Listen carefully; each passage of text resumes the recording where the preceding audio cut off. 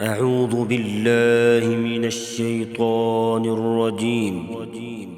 سورة المدثر مكية، وهي 56 آية، وفيها ركوعان. بسم الله الرحمن الرحيم. يا أيها المدثر، قم فأنذر وربك فكبر وثيابك فطهر والرجز فاهجر ولا تمنن تستكثر ولربك فاصبر فإذا نقر في الناقور فذلك يومئذ يوم عسير على الكافرين غير يسير. ذرني ومن خلقت وحيدا وجعلت له مالا ممدودا وبنين شهودا ومهدت له تمهيدا ثم يطمع أن أزيد كلا إنه كان لآياتنا عنيدا سأرهقه صعودا إنه فكر وقدر فقتل كيف قدر ثم قتل كيف قدر ثم نذر ثم عبس وبسر ثم أدبر واستكبر فقال إن هذا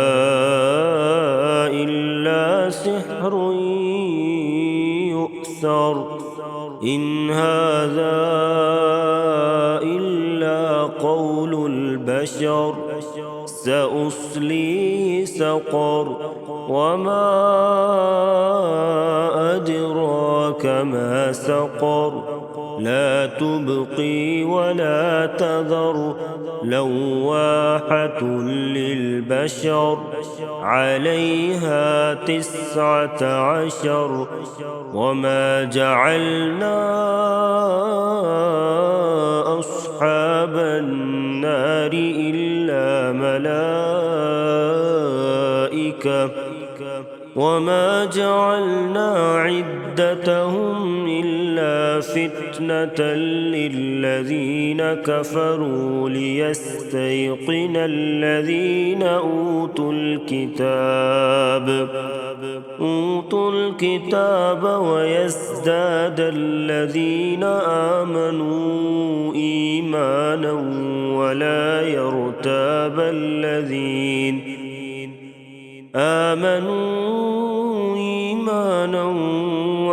يرتاب الذين أوتوا الكتاب والمؤمنون وليقول الذين في قلوبهم مرض والكافرون ماذا أراد الله بهذا مثلا كذلك يضل الله من يشاء ويهدي من يشاء وما يعلم جنود ربك إلا هو وما هي إلا ذكرى للبشر كلا والقمر والليل إذ أدبر والصبح إذا أسفر إنها لإحدى الكبر نذيرا للبشر لمن شاء منكم أن يتقدم أو يتأخر. كل نفس بما كسبت رهينة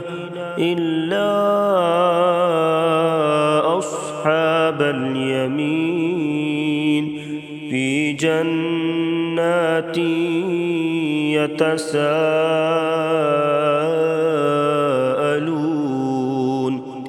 عن المجرمين ما سلككم في سقر قالوا لم نك من المصلين ولم نك نطعم المسكين وكنا نخوض مع الخائضين